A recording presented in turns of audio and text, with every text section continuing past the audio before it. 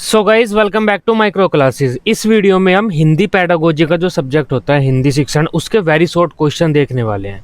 BEd के exam में very short question आते हैं, हिंदी के पेपर में भी आते हैं। तो हिंदी के इंपॉर्टेंट वेरी शॉर्ट क्वेश्चन कौन कौन से होते हैं वे सब हम इस वीडियो में कवर करने वाले हैं। आज का हमारा सबसे पहला क्वेश्चन है, भाषा का शाब्दिक अर्थ क्या होता है। जो ये शब्द है भाषा, इसका शाब्दिक अर्थ क्या होता है उसके बारे में आप लिख सकते हैं। जो भाषा है संस्कृत भाषा के भाष नामक धातु से बना है, जिसका अर्थ होता है बोलना या फिर कहना। तो हमारा जो भाषा शब्द है, ये भाषा शब्द संस्कृत भाषा के भाष नामक धातु से बना है, जिसका अर्थ होता है बोलना या कहना। इस प्रकार हम कह सकते हैं कि भाषा शब्द का अर्थ बोलने की प्रक्रिया से होता है। नेक्स्ट क्वेश्चन है हमारा, भाषा की एक परिभाषा दो। तो इम्पोर्टेंट क्वेश्चन हो जाता है ये भी, भाषा की एक परिभाषा दीजिए। आप किसी भी एक भाषाविद के अनुसार कोई भी एक परिभाषा दे सकते हैं। ध्वन्यात्मक शब्दों द्वारा विचारों को प्रकट करना ही भाषा कहलाता है, ये स्वीट ने कहा था। तब ये किसने कहा था? स्वीट महोदय ने कहा था। स्वीट महोदय ने क्या कहा है? ध्वन्यात्मक शब्द, ऐसे शब्द जिनमें ध्वनि होती है, उनके द्वारा अगर हम अपनी बात प्रकट करते हैं दूसरों के समक्ष तो भाषा होती है। नेक्स्ट क्वेश्चन है, भाषा कितने प्रकार की होती है। तो भाषा कितने प्रकार की होती है, भाषा के कितने रूप होते हैं, भाषा के कितने स्वरूप होते हैं, ये क्वेश्चन अलग अलग तरीके से आता है, उत्तर सेम ही है। भाषा के 3 प्रकार रूप स्वरूप होते हैं, मौखिक भाषा, लिखित भाषा, सांकेतिक भाषा। मौखिक भाषा तो बोलकर प्रयोग की जाती है, लिखित भाषा लिखकर प्रयोग की जाती है जैसे चिट्ठी वगैरह में। सांकेतिक भाषा जो हमारे जो गूंगे बहरे बच्चे होते हैं, या फिर जो रेड लाइट होती है, हमारी ट्रैफिक लाइट होती है, red light, green light, yellow light, वो सब क्या है? सांकेतिक भाषा का ही रूप है। संकेतों के द्वारा किसी को कुछ बताना सांकेतिक भाषा होती है। अब नेक्स्ट क्वेश्चन की बात करते हैं हम, भाषा का क्या महत्व है। इंपॉर्टेंट क्वेश्चन है, भाषा का क्या महत्व है। तो भाषा के आप 3-4 महत्व वहां पर अपने पेपर में लिख सकते हैं, ये वेरी शॉर्ट में ही आता है। भाषा दूसरों को जानकारी व निर्देश देने में सहायक होती है, मतलब हम दूसरों को कुछ जानकारी दे सकते हैं भाषा के माध्यम से। एक भाषा का तो लाभ ही हो जाता है। भाषा ज्ञान के संरक्षण व प्रचार प्रसार में सहायक होती है। हमारे पास अगर कोई ज्ञान है तो भाषा के माध्यम से हम उसे लिख सकते हैं, सुरक्षित कर सकते हैं और उसका प्रचार प्रसार भी कर सकते हैं। भाषा दूसरों की बातों व भावनाओं को समझने में सहायक होती है। भाषा के माध्यम से ही हम दूसरों के विचारों को समझते हैं। भाषा ज्ञान प्राप्ति का साधन होती है, तो भाषा के द्वारा ही हम ज्ञान प्राप्त करते हैं। नेक्स्ट क्वेश्चन है, बोली किसे कहते हैं। अब देखो बोली क्या होता है, हरियाणवी बोली होती है, राजस्थानी बोली होती है, तो ये छोटी छोटी जो बोली होती हैं। तो एक छोटे से क्षेत्र में बोली जाने वाली जो भाषा होती है उसे हम बोली कहते हैं। इंडिया है, इंडिया में उत्तर प्रदेश है। अब उत्तर प्रदेश के एक छोटे से क्षेत्र में, पश्चिमी उत्तर प्रदेश के कुछ एक छोटे से इलाके में कोई जो भाषा बोली जाती है उसे हम बोली कहते हैं। तब बोली क्या होता है? किसी एक छोटे क्षेत्र में बोली जाने वाली जो भाषा होती है उसे हम बोली कहते हैं। बोली का अपना कोई साहित्य नहीं होता और लिपि नहीं होती। देखो भाषा को तो हम लिख सकते हैं आ छोटी बड़ी करके, लेकिन बोली को नहीं लिख सकते। जैसे हरियाणवी बोली है तो हरियाणवी बोली को हम नहीं लिख सकते, या तो उसे हिंदी में लिखना पड़ेगा, हिंदी भाषा में, या फिर पंजाबी भाषा में लिखना पड़ेगा थोड़ा बहुत, लेकिन बोली को हम लिख नहीं सकते। तब बोली का न तो कोई साहित्य होता और न ही लिपि होती है। नेक्स्ट बात करते हैं क्षेत्रीय भाषा। अब क्षेत्रीय भाषा बोली की तरह ही होती है बिल्कुल। एक छोटे से क्षेत्र में बोली जाने वाली जो भाषा होती है उसे हम बोलते हैं क्षेत्रीय भाषा। ये दोनों सेम से ही है। एक छोटे से क्षेत्र में बोली जाने वाली भाषा को हम बोली कहते हैं, और एक छोटा सा क्षेत्र जो एक निश्चित होता है उस क्षेत्र में बोली जाने वाली भाषा को हम क्षेत्रीय भाषा कहते हैं। किसी एक क्षेत्र की निश्चित भाषा क्या होती है? उस क्षेत्र की क्षेत्रीय भाषा होती है। जैसे राजस्थानी और बुंदेलखंडी भाषा, तो या इस तरह से आप ये लिख सकते हैं यहाँ पर। नेक्स्ट क्वेश्चन देखते हैं, मातृभाषा किसे कहते हैं। अब देखो, बालक जन्म लेने के बाद जो भी पहली भाषा सीखता है उस पहली भाषा को इस बालक की मातृभाषा कहते हैं। जन्म लेने के बाद बालक जो भी प्रथम भाषा सीखता है उसे उसकी मातृभाषा कहलाती है। मातृभाषा सीखने के लिए बालक को अधिक प्रयास नहीं करना पड़ता, बल्कि वह स्वयं वातावरण के साथ ही अंतःक्रिया करके सीख लेता है।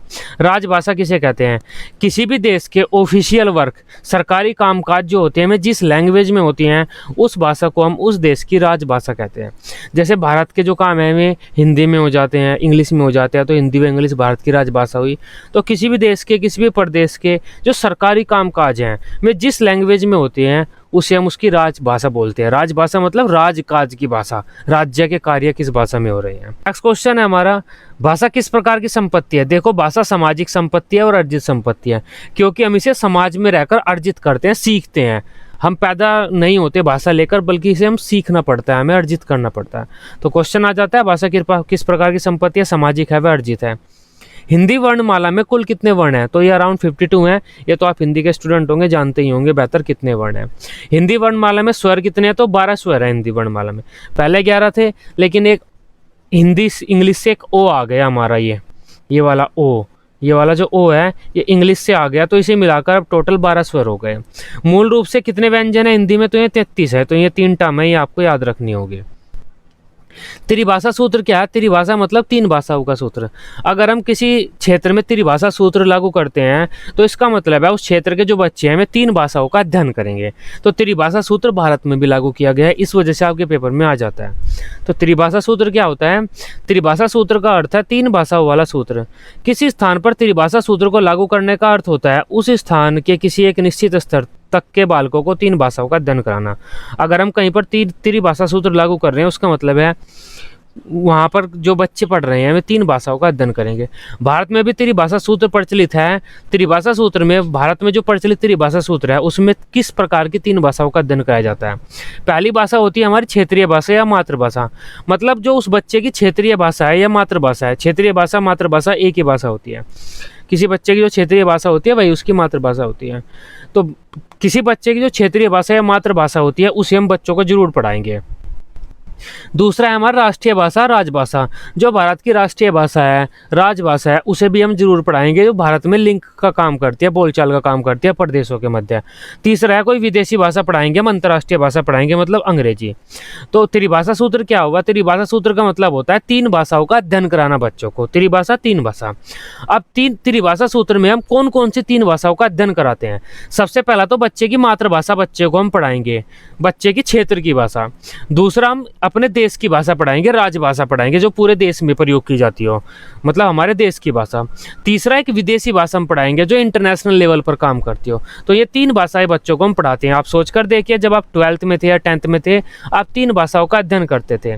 संस्कृत का करते होंगे आप, हिंदी का करते होंगे, अंग्रेजी का करते होंगे। तो ये तो आप करते ही होंगे, आपको उर्दू मिली होगी, हिंदी मिली होगी, अंग्रेजी मिली होगी। तो इस तरह से 3 भाषाओं का अध्ययन आपको करना पड़ता है। नेक्स्ट इंपॉर्टेंट क्वेश्चन है, लिखने की शिक्षा पढ़ना सिखाने से पहले दी जानी चाहिए। ये किसने कहा था? ये मारिया मोंटेसरी ने कहा था। हमारे जो मारिया मोंटेसरी है, जिन्होंने मोंटेसरी विधि दी है, जो हमारे बाल मंदिर होते हैं, विद्यालय होते हैं, उनकी शुरुआत की थी, मोंटेसरी स्कूलों की शुरुआत की थी। ये काफ़ी इंपॉर्टेंट है मारिया मोंटेसरी, जो आपका फिलोसफी का पेपर है उसमें। तो जनरली हम ये सोचते थे कि जब बच्चा पढ़ने लगेगा तब उसे लिखना सिखाना चाहिए, लेकिन मारिया मोंटेसरी ने कहा था कि जरूरी नहीं है बच्चे को पढ़ना आता ही हो। अगर बच्चा पढ़ना नहीं जानता तब भी आप उसे लिखना सिखा सकते हैं, ये मारिया मोंटेसरी ने कहा था। तो इंपॉर्टेंट स्टेटमेंट है इनका ये। अब नेक्स्ट क्वेश्चन की बात करते हैं, 15 हो गए। भाषा कौशल कितने प्रकार के होते हैं? 4 प्रकार के भाषा कौशल होते हैं। श्रवण कौशल, मौखिक कौशल, पठन कौशल और लेखन कौशल। श्रवण कौशल का मतलब बच्चे सुनेंगे। मौखिक कौशल या फिर मौखिक अभिव्यक्ति कौशल का मतलब होता है बच्चे बोलेंगे, जैसे मैं बोल रहा हूँ, बच्चे बोलेंगे। पठन कौशल का मतलब होता है बच्चे पढ़ेंगे, कुछ लिखा हुआ है बच्चे पढ़ेंगे। लेखन कौशल का मतलब होता है लिखना। ये तो हमारा सुनने से संबंधित होता है, ये बोलने से संबंधित होता है, ये पढ़ने से संबंधित होता है और ये लिखने से संबंधित होता है। इंपॉर्टेंट क्वेश्चन है ये। नेक्स्ट क्वेश्चन है हमारा, सहस्वर वाचन के प्रकार बताइए। सहस्वर वाचन का मतलब होता है बोल बोलकर पढ़ना। वाचन का मतलब भी पठन ही होता है, ये बात याद रखना। वाचन का मतलब बोलना नहीं होता, पढ़ना होता है। तो सहस्वर वाचन के प्रकार क्या होते हैं? 2 होते हैं, व्यक्तिगत वाचन, सामूहिक वाचन। व्यक्तिगत वाचन का तो मतलब होता है जब एक बच्चा खड़ा होकर पढ़ रहा है। सामूहिक वाचन जब 3-4 बच्चे एक साथ पढ़ रहे हैं, तो वो होता है सामूहिक वाचन। वाचन का क्या अर्थ होता है? पढ़ना या उच्चारण करना। यहाँ पर आ भी गया आपका क्वेश्चन। मौन वाचन का प्रारंभ किस स्तर पर किया जाना चाहिए? मौन वाचन मतलब बच्चे चुपचाप मन मन में बैठकर पढ़ रहे हैं। अगर बच्चे मौन वाचन कर रहे हैं या बच्चे मौन वाचन करेंगे तो किस स्तर पर करना चाहिए उन्हें? माध्यमिक स्तर पर। क्योंकि बच्चे, छोटे बच्चे जो होते हैं, वे 5th क्लास तक के जो बच्चे होते हैं, वे मौन वाचन नहीं कर पाते। अगर हम उन्हें कहेंगे आप मौन वाचन करो तो वे इधर उधर देखने लगेंगे, पढ़ेंगे नहीं। नेक्स्ट क्वेश्चन हमारा, बच्चों में श्रवण कौशल को विकसित करने कुछ विधियों के नाम बताइए। अब आपको कुछ ऐसे मेथड के नाम बताने हैं जिससे बच्चों का सुनने की जो अक्षमता है वो बढ़ जाए, श्रवण कौशल का बच्चों का विकास हो जाए, बच्चे सुनकर समझने लगे भाषा को। ये कुछ विधियां, इनके आप नाम लिख सकते हैं। सहस्वर वाचन मतलब वाचन है ये, सहस्वर वाचन। अगर टीचर बोल बोल कर बच्चों को कुछ पढ़ाएगा, मतलब कुछ पढ़ रहा है टीचर किताब में, कोई चैप्टर कोई कविता है, कहानी है, टीचर पढ़ रहा है, उसे हम बोलते हैं सहस्वर वाचन, मौखिक वाचन बोलते हैं, जिसमें आवाज़ हो। तो जब टीचर बोलेगा तो बच्चे सुनेंगे, अगर सुनेंगे तो उनके श्रवण कौशल का विकास होगा। कहानी कथन विधि, टीचर कहानी सुनाएगा तो बच्चे सुनेंगे तो भी श्रवण कौशल का विकास होगा। भाषण विधि, टीचर लेक्चर देगा, बच्चे सुनेंगे तो भी श्रवण कौशल का विकास होगा। नाटक मंचन, मतलब कुछ बच्चे नाटक कर रहे हैं और दूसरे बच्चे सामने बैठकर सुन रहे हैं, तो जो बच्चे सुन रहे हैं उनके श्रवण कौशल का विकास होगा। तो ये 4 विधियां जिनके द्वारा आप बच्चों के श्रवण कौशल का विकास कर सकते हैं, इंपॉर्टेंट है। अब मौखिक कौशल यानी कि मौखिक अभिव्यक्ति कौशल का विकास आप कैसे करेंगे, बोलने वाले कौशल का, बातचीत करने वाले कौशल का विकास कैसे करेंगे आप, उसकी कुछ विधियां। वार्तालाप, आप बच्चों से कह सकते हैं आप डिस्कस करो, बातचीत करो, बच्चे बातचीत करेंगे तो बोलेंगे और बोलना सीख लेंगे। वाद विवाद, आप ग्रुप डिस्कशन में बैठा सकते हैं, बच्चों को डिबेट करा सकते हैं आपस में, तो भी बच्चे बोलना सीखेंगे। चित्र वर्णन, आप कोई चित्र दे सकते हैं बच्चों को और ये कह सकते हैं इस चित्र में आप बताओ आपको क्या दिख रहा है, अपने शब्दों में इस चित्र को नरेट करो। बच्चे जो चित्र में देख रहे हैं उसे अपने शब्दों में बताएंगे, एक तोता है उड़ रहा है, खाना खाने जा रहा है, इसको खाना मिल गया है, ये वगैरह वगैरह। नाटक मंचन, आप बच्चों से कह सकते हैं कुछ कोई आप एक्टिंग करो, प्ले स्किट होता है ना विद्यालय में 26 जनवरी 15 अगस्त पे होता है, तो जो बच्चे नाटक कर रहे हैं उनका बोलने वाले कौशल का विकास हो रहा है। नेक्स्ट क्वेश्चन की बात करते हैं, पठन कौशल, पढ़ने वाले कौशल को विकसित करने कुछ विधियों के नाम बताइए। सबसे पहले अक्षर बोध विधि, वर्णोच्चारण विधि, ये अक्षर बोध विधि, वर्णोच्चारण विधि, देखो और कहो विधि, ध्वनि साम्य विधि। तो ये विधियां, इनके बारे में मैंने आपको पढ़ाया हुआ है। जो लॉन्ग क्वेश्चन मैंने बताया था आपको पठन कौशल के बारे में, उसमें मैंने सब कुछ आपको बताया हुआ है। जो इंपॉर्टेंट इसके हिंदी के लॉन्ग क्वेश्चन थे उनकी पूरी प्लेलिस्ट बनी हुई है, लिंक डिस्क्रिप्शन बॉक्स में, आप वहाँ पर जाकर समझ भी सकते हैं। ये जो मैं बता रहा हूँ आपको, ये विधियाँ ये कैसे काम करती हैं, क्या होती हैं, अगर आप इनके बारे में जानना चाहते हैं तो लिंक प्लेलिस्ट में है। लॉन्ग और शॉर्ट क्वेश्चन आपको उस लिंक में इसके मिल जाएंगे, हिंदी पेडागोजी के। वेरी शॉर्ट मैं आपको इस वीडियो में कवर करा दूंगा सभी। नेक्स्ट है हमारा लेखन कौशल को विकसित करने कुछ विधियों के नाम बताइए। तो वक्र विधि, रूपरेखा अनुकरण विधि, पेस्टालॉजी विधि, जेक्टार्ट विधि, तो इंपॉर्टेंट मेथड है। नेक्स्ट क्वेश्चन है हमारा, शब्द किसे कहते हैं, शब्द क्या होता है, अब हमें शब्द की परिभाषा बतानी है। एक या एक से अधिक वर्णों के मेल से बनी स्वतंत्र व सार्थक ध्वनि शब्द कहलाती है। अब मतलब जो हमारे लेटर होते हैं, वर्ण होते हैं, आ छोटी बड़ी, उनके मेल से जब स्वतंत्र व सार्थक ध्वनि बनती है तो उसे हम शब्द बोलते हैं। वाक्य कितने प्रकार के होते हैं, तो वाक्य 3 प्रकार के होते हैं, सरल वाक्य है, मिश्रित वाक्य, संयुक्त वाक्य है। सौंदर्य अनुभूति का उद्देश्य किस विधा से संबंधित है, इंपॉर्टेंट क्वेश्चन है सीटेट के लिए भी आपके। जो सौंदर्य अनुभूति है वो किस विधा से संबंधित है, तो वो कविता से संबंधित है।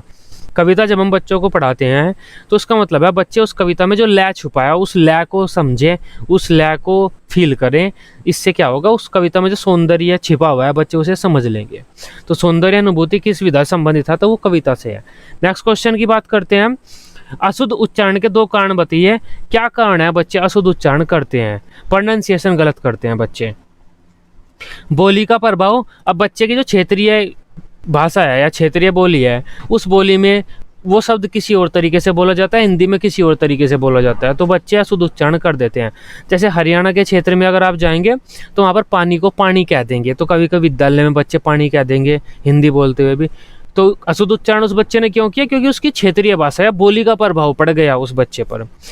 उच्चारण अंगों में दोष, मतलब किसी बच्चे की जीभ पूरी नहीं उठती, किसी बच्चे के गले में कोई प्रॉब्लम है तो भी अशुद्ध उच्चारण हो जाता है। वर्तनी त्रुटियां, गलत स्पेलिंग करने के क्या कारण है, ये भी इंपॉर्टेंट क्वेश्चन है। पहला तो हो जाता है अशुद्ध उच्चारण, जब बच्चा गलत बोलता ही है उसे तो लिखेगा भी वो गलत। अगर कोई बच्चा हमेशा पानी बोल रहा है, हमेशा पानी बोल रहा है, तो जिस दिन लिखने का टाइम आएगा तो वह बच्चा अण ही लिखेगा, वहाँ पर न नहीं लिखेगा। तो अशुद्ध उच्चारण भी स्पेलिंग मिस्टेक कर सकता है। दूसरा होता है दूसरी भाषा का प्रभाव, कभी कभी हम कई भाषा सीखते हैं, हमारे क्षेत्र में कोई दूसरी भाषा बोली जाती है तो उसकी वजह से भी हम स्पेलिंग गलत कर देते हैं।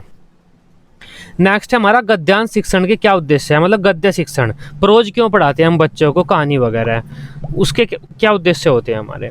पहला तो होता है भाषाई कौशलों का विकास करना, भाषा के जो 4 कौशल होते हैं, सुनना, बोलना, पढ़ना, लिखना, उनका विकास करना। शब्द भंडार में वृद्धि करना, मतलब बच्चों को शब्द अर्थ सिखाना। नेक्स्ट है हमारा भाषा के विविध रूपों से परिचित कराना, भाषा के बहुत सारे रूप होते हैं, उन रूपों से बच्चों को परिचित कराना। विराम चिन्हों का सही प्रयोग करना सिखाना, तो जो विराम चिन्ह, कोमा होता है, कोमे पर थोड़ा सा रुकना है, फुल स्टॉप पर थोड़ा ज़्यादा रुकना है, तो विराम चिन्हों का जो प्रयोग होता है लिखने में और पढ़ने में और हमारा बोलने में, उन सब में सही तरह से प्रयोग करना सिखाना। नेक्स्ट क्वेश्चन है हमारा, उद्देश्यों को व्यवहारिक रूप में लिखने कुछ विधियों के नाम बताइए। तो उद्देश्यों को व्यवहारिक रूप में लिखने की कुछ विधियां हैं हमारे पास, 4-5 विधियां हैं, उनके नाम आप यहाँ पर लिख सकते हैं। ब्लूम्स मेथड है, बीएस ब्लूम की विधि है, आरसीएम मेथड है, मेगर की विधि है, मिलर की विधि है। तो ये इंपॉर्टेंट क्वेश्चन है, हर पेपर में आता है आपके बीएड के। नेक्स्ट क्वेश्चन है हमारा, बीएस ब्लूम द्वारा प्रतिपादित उद्देश्यों के क्षेत्रों के नाम लिखिए। अब बीएस ब्लूम ने क्या किया, शैक्षिक उद्देश्यों को 3 भागों में बांटा है। वे कौन कौन से हैं? ज्ञानात्मक पक्ष है, भावात्मक पक्ष है और क्रियात्मक पक्ष है। तो ये 3 है, ये आपको याद रखने हैं। शैक्षिक उद्देश्यों को 3 भागों में बांटा है बीएस ब्लूम ने, और में 3 भाग कौन कौन से हैं, ये हैं। नेक्स्ट है हमारा, बीएस ब्लूम ने ज्ञानात्मक उपागम को कितने भागों में बांटा है? तो ज्ञानात्मक उपागम को बीएस ब्लूम ने 6 भागों में बांटा है, और उन 6 भागों के नाम कौन कौन से हैं? ज्ञानात्मक उद्देश्य का वर्गीकरण कीजिए, तो ये 6 भाग कौन कौन से हैं? ज्ञान, बोध, प्रयोग, विश्लेषण, संश्लेषण, मूल्यांकन। अब देखो बीएस ब्लूम ने क्या किया हुआ है, शैक्षिक उद्देश्यों को 3 भागों में बांटा हुआ है, ज्ञानात्मक, भावात्मक, क्रियात्मक। और ज्ञानात्मक को 6 भागों में बांटा हुआ है, ज्ञान, बोध, प्रयोग, विश्लेषण, संश्लेषण, मूल्यांकन। यहाँ से कई क्वेश्चन बनते हैं आपके। नेक्स्ट क्वेश्चन की बात करते हैं, सूक्ष्म शिक्षण चक्र भारतीय प्रतिमान के अनुसार कितने मिनट का है? तो सूक्ष्म शिक्षण का एक चक्र होता है, आप जानते ही होंगे, माइक्रो टीचिंग साइकिल। वो कितने मिनट का है? भारत के अनुसार, भारतीय प्रतिमान के अनुसार 36 मिनट का है। पाठ योजना की आप एक परिभाषा दे सकते हैं, बाइनिंग व बाइनिंग के अनुसार दैनिक पाठ्य योजना के निर्माण में उद्देश्यों को परिभाषित करना, पाठ्यवस्तु का चयन करना, उसे क्रमबद्ध करना तथा प्रस्तुतिकरण की विधियों के विषय में निर्णय लेना प्रमुख है। तो ये आप परिभाषा दे सकते हैं, कोई और भी परिभाषा आप दे सकते हैं। काठिन्य निवारण क्या होते हैं? जब आप हिंदी पढ़ाते हैं तो कुछ अर्थ बच्चों को समझ में नहीं आते, कुछ शब्दों के अर्थ, तो उन शब्दों का अर्थ बच्चों से निकलवाना काठिन्य निवारण होता है। ये आप परिभाषा लिख सकते हैं यहाँ पर। हिंदी शिक्षण में कठिन शब्दों के अर्थ निर्माण की प्रक्रिया को काठिन्य निवारण कहा जाता है। इसके ऊपर भी मैंने एक लॉन्ग वीडियो बनाई हुई है, तो इंपॉर्टेंट क्वेश्चन है काठिन्य निवारण भी। नेक्स्ट क्वेश्चन है, शिक्षण सहायक सामग्री की एक परिभाषा दीजिए। ये तो आप दे सकते हैं, डेंट के अनुसार सहायक सामग्री वह है जो कक्षा या अन्य शिक्षण की परिस्थितियों में बोली गई या फिर लिखित विषय वस्तु या पाठ्य वस्तु को समझाने में मदद करती है। तो कोई हमारा टॉपिक लिखा हुआ है या बोल रहा है टीचर, उसे समझाने में जो चीज़ मदद करती है वो सहायक सामग्री होती है। सहायक सामग्री कितने प्रकार की होती है? सहायक सामग्री 3 प्रकार की होती है, श्रव्य सहायक सामग्री, दृश्य सहायक सामग्री, श्रव्य दृश्य सहायक सामग्री। इनके उदाहरण दे दीजिए आप एक एक। सबसे पहले तो श्रव्य सहायक सामग्री, सुनने वाली सहायक सामग्री कौन कौन सी होती है? रेडियो होता है, टेप रिकॉर्डर होता है, ग्रामोफोन होता है। दृश्य सहायक सामग्री, देखने वाली सहायक सामग्री कौन कौन सी होती है? श्यामपट होता है, प्रोजेक्टर होता है, मानचित्र होता है, ग्लोब भी होता है। श्रव्य दृश्य सहायक सामग्री कौन कौन सी होती है? कंप्यूटर होता है, टेलीविजन होता है, दूरदर्शन होता है। सहायक सामग्री के क्या लाभ हैं वो भी आप लिख सकते हैं 2। छात्र जो ज्ञान अर्जित कर रहे हैं उसे स्थायी बनाना और पाठ के प्रति रुचि जागृत करना। तो ये चीज़ें तो आप अपनी मर्जी से भी लिख सकते हैं, अपने दिमाग से कुछ भी बनाकर। नेक्स्ट है हमारा सूक्ष्म शिक्षण की परिभाषा। सूक्ष्म शिक्षण क्या होता है? DW एलन ने सूक्ष्म शिक्षण की शुरुआत की है और इनके अनुसार हम परिभाषा देंगे। सूक्ष्म शिक्षण से तात्पर्य शिक्षण की उस लघु क्रिया से है जिसे कम विद्यार्थियों वाली कक्षा में कम समय में पूर्ण कराया जाता है, ये सूक्ष्म शिक्षण होता है। सूक्ष्म शिक्षण चक्र में कुल कितने पद होते हैं? तो 6 पद होते हैं सूक्ष्म शिक्षण के चक्र में। नेक्स्ट क्वेश्चन है, सूक्ष्म शिक्षण चक्र में जो पद होते हैं उनके नाम लिखिए। 6 पद होते हैं जो हमने अभी पढ़े हैं, तो इनके नाम क्या क्या? नियोजन, शिक्षण, प्रतिपुष्टि, पुनः नियोजन, पुनः शिक्षण, पुनः प्रतिपुष्टि। तो ये नाम भी आपके पेपर में आ जाते हैं। मापन, ये मापन की परिभाषा दीजिए। अब हमें मापन के बारे में बताना। मापन क्या होता है? किसी भी वस्तु को नंबर देना, किसी भी वस्तु की विशेषता को नंबर देना मापन होता है। जैसे कोई बच्चा है, उसकी लंबाई है, उसकी लंबाई को हम नंबर दे देते हैं, इसकी लंबाई है 4 फुट, तो वो क्या हुआ? मापन हुआ कि उस बच्चे की लंबाई 4 फीट हो गई, तो ये मापन हो गया। किसी भी वस्तु को नंबर देना मापन होता है, क्योंकि हमने उस बच्चे को उसकी लंबाई को नंबर दे दिया है 4 फीट। तो स्टीवेंस के अनुसार आप एक परिभाषा दे सकते हैं मापन की। किन्हीं निश्चित नियमों के अनुसार वस्तुओं को अंक प्रदान करने की प्रक्रिया मापन कहलाती है। जैसे मेज की लंबाई को 10 मीटर कहना मापन है। मेज की लंबाई थी, वो एक वस्तु थी, उसकी विशेषता थी, उसे हमने 10 मीटर एक नंबर दे दिया, तो वो मापन हो गया। मूल्यांकन क्या होता है? बच्चों ने शैक्षिक उद्देश्य कितने प्राप्त कर लिया उनकी जानकारी प्राप्त करना मूल्यांकन होता है। डांडेकर के अनुसार मूल्यांकन हमें बताता है कि बालक ने किस सीमा तक किन उद्देश्यों को प्राप्त कर लिया है। मूल्यांकन उपागम किसने दिया था? तो ये बीएस ब्लूम ने दिया था। इंपॉर्टेंट क्वेश्चन है। नेक्स्ट क्वेश्चन की बात करते हैं, उपलब्धि परीक्षण क्या होता है? देखो ये तो मैं आपको 3-4 बार पहले ही बता चुका हूँ। उपलब्धि परीक्षण क्या होता है? अगर आप क्लास में कोई टेस्ट लेते हैं जिसके द्वारा आप ये जानना चाहते हैं कि बच्चों ने क्या सीख लिया है, बच्चों पे क्या चीज़ आ गई है, बच्चों ने कितना ज्ञान ग्रहण कर लिया है, कौन कौन से टॉपिक बच्चे ने अच्छी तरह से समझ लिए हैं, अगर आप ये सब जानने के लिए कोई टेस्ट टेस्ट लेते हैं उसे हम बोलते हैं उपलब्धि परीक्षण। मतलब बच्चों पे क्या आ गया है अगर आप ये जानना चाहते हैं और कोई टेस्ट लेते हैं उसे तो हम उपलब्धि परीक्षण कहते हैं। निदानात्मक परीक्षण किसे बोलते हैं? बच्चों पे क्या नहीं आता है अगर आप ये जानना चाहते हैं उसके लिए कोई टेस्ट लेते हैं तो उसे हम निदानात्मक परीक्षण बोलते हैं। कोई टॉपिक अगर बच्चों पे नहीं आता तो कौन सा टॉपिक किस बच्चे पर नहीं आता आप ये जानने के लिए टेस्ट लेते हैं तो उस टेस्ट को बोलते हैं हम निदानात्मक परीक्षण। जो बच्चों पे टॉपिक आता है उसे जानने के लिए टेस्ट लेते हैं वो उपलब्धि परीक्षण, क्या बच्चे नहीं जानते वो निदानात्मक परीक्षण। अब उपचारात्मक शिक्षण क्या होता है? देखो, निदानात्मक परीक्षण में हमें पता चल गया कि किस बच्चे की क्या कमजोरी है, कौन सा टॉपिक किस बच्चे पर नहीं आता। तब उस टॉपिक को बच्चों को सिखाने के लिए हम जिस शिक्षण की व्यवस्था करते हैं उसे हम उपचारात्मक शिक्षण बोलते हैं। मान लेते हैं हमने निदानात्मक परीक्षा ली और हमें पता चला कि इन 3 बच्चों पर नाउन नहीं आता, नाउन संज्ञा वाला टॉपिक ये बच्चे नहीं जानते, तो हम क्या करेंगे, उन 3 बच्चों की क्लास लेंगे, संज्ञा पढ़ाएंगे। तो उस कक्षा को हम क्या बोलते हैं? उपचारात्मक शिक्षण बोलते हैं कि जो समस्या है उस बच्चे की, उस समस्या का उपचार कर रहे हैं। अब वस्तुनिष्ठ परीक्षा के 2 उदाहरण दीजिए। तब वस्तुनिष्ठ परीक्षा के 2 गुण बताने हैं हमें, तो इन परीक्षाओं का मूल्यांकन करना आसान होता है। वस्तुनिष्ठ परीक्षा कौन कौन सी होती हैं? जो आपके खाली स्थान वाली परीक्षा, MCQ वाली परीक्षा, बहुविकल्पीय वाली, तो इनका मूल्यांकन करना आसान होता है। कंप्यूटर पे रखते हैं हम, उत्तर आ जाता है तुरंत। परीक्षा के मूल्यांकन में परीक्षक के बदलने पर अंक नहीं बदलते। अगर एक जो वस्तुनिष्ठ परीक्षा है उसकी कॉपी को, बच्चे कॉपी को कहीं टीचर चेक करें, उत्तर वही आएगा। क्योंकि अगर बहुविकल्पीय प्रश्न है तो बच्चे ने सही उत्तर लगाया तो पूरा नंबर मिलेगा, गलत लगाया तो नंबर कट जाएगा। वो तो ऐसा नहीं है कि टीचर अपनी मर्जी से नंबर रख देगा। अब मूल्यांकन का महत्व हमें बताना, मूल्यांकन का क्या महत्व है।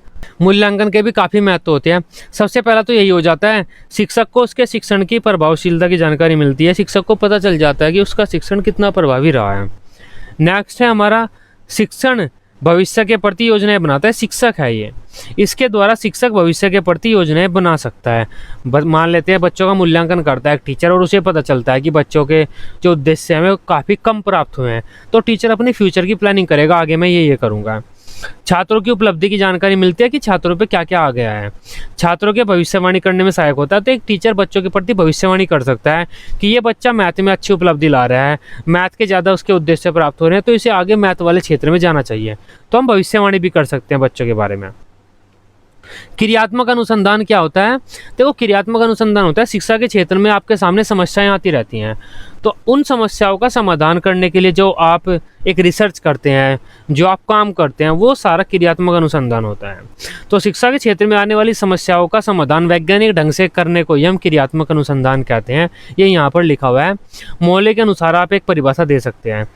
शिक्षक के समक्ष उपस्थित होने वाली समस्याओं में से अनेक तत्कालिक समाधान चाहती हैं। मौके पर किए जाने वाले ऐसे अनुसंधान जिसका उद्देश्य तत्कालिक समस्याओं का समाधान करना होता है, क्रियात्मक अनुसंधान कहलाता है। तो शिक्षक समस्याओं का समाधान कर रहा है, उस प्रक्रिया को हम क्रियात्मक अनुसंधान बोलते हैं। क्रियात्मक अनुसंधान के क्या उद्देश्य होते हैं? सबसे पहला तो ये होता है शिक्षा संबंधित समस्याओं का समाधान करना, विद्यालय की कार्य प्रणाली को प्रभावशाली बनाना, छात्रों की परफॉर्मेंस को सुधारना, निष्पत्ति स्तर को ऊपर उठाना, और हमारे जो कार्यकर्ता हैं, शिक्षक हैं, प्रधानाचार्य हैं, उनमें वैज्ञानिक दृष्टिकोण का विकास करना। जब एक शिक्षक किसी समस्या का समाधान करेगा तो तर्क वितर्क करेगा, विश्लेषण करेगा, तो वैज्ञानिक दृष्टिकोण का विकास हो जाता है शिक्षकों में। नेक्स्ट क्वेश्चन है हमारा मोस्ट इंपॉर्टेंट, क्रियात्मक अनुसंधान के सोपान। क्रियात्मक अनुसंधान के क्या क्या स्टेप होते हैं? तो ये 9 स्टेप होते हैं क्रियात्मक अनुसंधान एक्शन रिसर्च में। सबसे पहले तो समस्या का चयन करना, समस्या को परिभाषित करना, हमारे क्रियात्मक अनुसंधान के उद्देश्य से लिखना, हम क्यों कर रहे हैं, अब ये रिसर्च क्यों कर रहे हैं। समस्या के कारणों का विश्लेषण करना, परिकल्पनाओं का निर्माण करना, परिकल्पना से संबंधित तथ्यों का संकलन करना, परिकल्पना हेतु रूपरेखा तैयार करना, परिकल्पनाओं का परीक्षण करना और निष्कर्ष निकालना। तो क्रियात्मक अनुसंधान के ऊपर मैंने एक पूरी स्पेशल वीडियो बनाई हुई है, हिंदी की प्लेलिस्ट में वो वीडियो पड़ी हुई है। आप नीचे जाकर प्लेलिस्ट जाकर चेक कर सकते हैं, या फिर आप यूट्यूब पर भी सर्च कर सकते हैं क्रियात्मक अनुसंधान क्या होता है। बाकी एक्शन रिसर्च जो है ये आपका टेक्नोलॉजी वाला जो पेपर है, टीचर टीचिंग एंड टेक्नोलॉजी, उसका टॉपिक है। तो आप टेक्नोलॉजी वाले पेपर में भी जाकर चेक कर सकते हैं क्रियात्मक अनुसंधान को। मूल्यांकन 2 प्रकार के होते हैं, रचनात्मक मूल्यांकन, योगात्मक मूल्यांकन। वस्तुनिष्ठ परीक्षाओं के 2 प्रकार बताइए। तो वस्तुनिष्ठ परीक्षा 2 प्रकार कौन कौन से होते हैं? कोई भी आप 2 लिख सकते हैं। MCQ टाइप, बहुविकल्पीय और खाली स्थान वाले। सही गलत भी होते हैं, वो वस्तुनिष्ठ ही होता है, सही गलत भी। जोड़े मिलाने वाला वस्तुनिष्ठ ही होता है। सतत व व्यापक मूल्यांकन में सतत व व्यापक का क्या अर्थ होता है? देखो, सतत का अर्थ होता है बच्चे का लगातार मूल्यांकन होना है, हमेशा मूल्यांकन होना है, पूरे साल भर मूल्यांकन होना है, ऐसा नहीं है साल में 1 या 2 बार मूल्यांकन होना है। और व्यापक शब्द का अर्थ होता है बच्चे के सभी क्षेत्रों का मूल्यांकन होना है, पढ़ाई वाले क्षेत्र का मूल्यांकन होना है, इमोशनली भी उसका मूल्यांकन होना है, कितना स्ट्रॉन्ग है बच्चा, फिजिकली कैसा है वो भी देखना है हमें, खेलों में कैसा है वो भी देखना है। तो बच्चे के व्यापक मूल्यांकन होना है, सभी पक्षों का मूल्यांकन होना है, यहाँ पर यही लिखा है बच्चे के सभी पक्षों का मूल्यांकन होना है। और सतत का अर्थ है बच्चे का लगातार पूरे साल भर कई बार मूल्यांकन होना है। तो ये हमारे इंपॉर्टेंट क्वेश्चन थे जो हिंदी पेडागोजी सब्जेक्ट के थे। आई होप आप इन्हें समझ पाए होंगे। वीडियो अच्छी लगी हो आप इन्हें बीएड ग्रुप में दोस्तों के साथ शेयर कर सकते हैं। बीएड की सभी सब्जेक्ट की डेली रेगुलर क्लासेस लेने के लिए आप इस चैनल को सब्सक्राइब कर सकते हैं। Till then, bye bye, take care.